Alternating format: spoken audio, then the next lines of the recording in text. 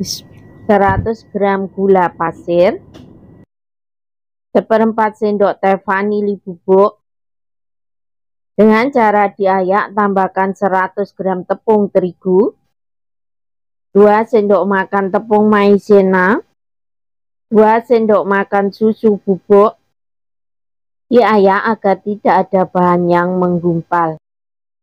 3 butir telur ukuran sedang, 1 sendok teh SP.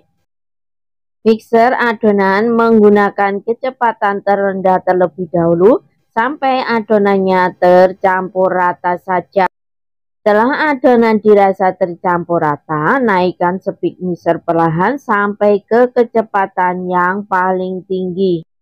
Mixer adonan sampai mengembang putih kental berjejak selama kurang lebih 7 menit. Tentunya juga disesuaikan dengan kecepatan mixer masing-masing. Ambil sebagian adonan, masukkan ke dalam 80 gram margarin yang sudah dicairkan. Margarin dalam keadaan hangat kuku ya. Aduk adonan dengan margarinnya sampai tercampur rata. Ini selain mempermudah saat mencampur dengan adonan yang banyak, juga bisa menghasilkan bolu itu lebih lembut.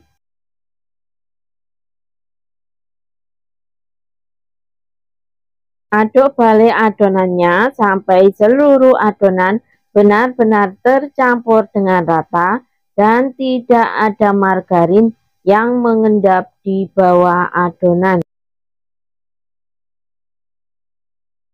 Bagi adonan menjadi 2 bagian sama banyak. 1 bagian adonan saya tambahkan pasta pandan dan secukupnya pasta coklat. Untuk 1 bagian lagi saya biarkan tetap putih. Masukkan 1 centong sayur kecil adonan yang diberi pasta pandan. Loyang saya pakai diameter 18 cm yang sudah saya olesi kalo KW, yang terbuat dari campuran tepung terigu, minyak goreng, dan margarin dengan perbandingan 1:1. Bagian bawah loyang saya alasi dengan kertas roti. Timpa dengan adonan putihnya ya. Timpa lagi dengan adonan pandan dengan takaran yang sama. Ulangi cara yang sama sampai adonannya habis. Untuk banyak sedikitnya menuang adonan disesuaikan saja dengan selera masing-masing.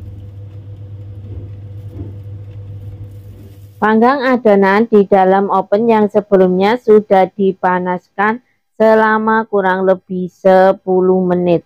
Panggang di suhu 150, api atas bawah selama kurang lebih 50 menit. Untuk pemanggangan tentunya disesuaikan dengan karakter oven masing-masing. Ini ya, setelah 50 menit saya panggang, alhamdulillah sudah benar-benar matang. Bagian atas sudah kering, saat disentuh maka akan cepat kembali ke semula, itu tandanya sudah benar-benar matang. Bisa juga dites dengan tusuk lidi. Jika tidak ada adonan yang menempel, itu tandanya bolu benar-benar matang. Hentak-hentakkan 1 kali agar bolunya nanti tidak turun. Goyang-goyang perlahan loyangnya untuk memudahkan saat mengeluarkan bolu dari loyang.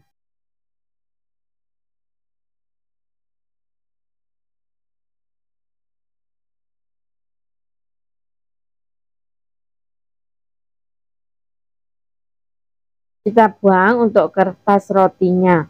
Masya Allah ya, hasilnya sudah terlihat cakep dan juga tidak gosong.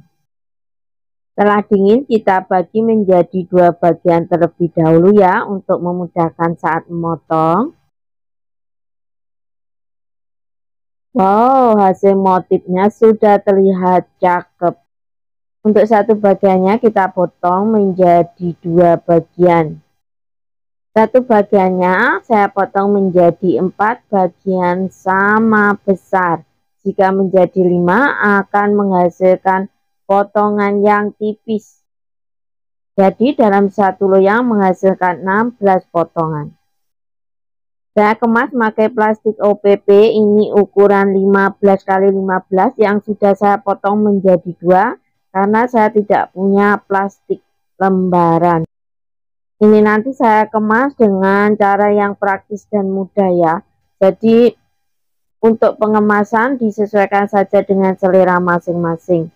Saya kemas seperti bentuk amplop saja.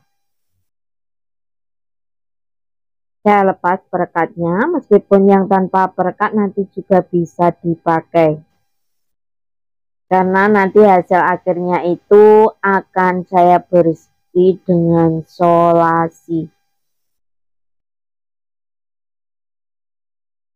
Ini ya, sudah terlihat rapi dan cakep seperti di toko bakery.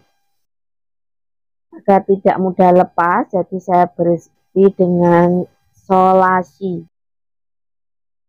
Masya Allah, hasilnya benar-benar sudah terlihat cakep ya. Ini pasti laris manis untuk ide jualan. Dan untuk keterangan resepnya nanti saya sertakan di description box-nya berada di bawah judul. Motifnya cantik, pori-pori bolunya sudah terlihat rapat dan juga halus, itu tandanya sangat lembut. Bismillah. Alhamdulillah, rasanya benar-benar super enak, super lembut, tidak seret sama sekali.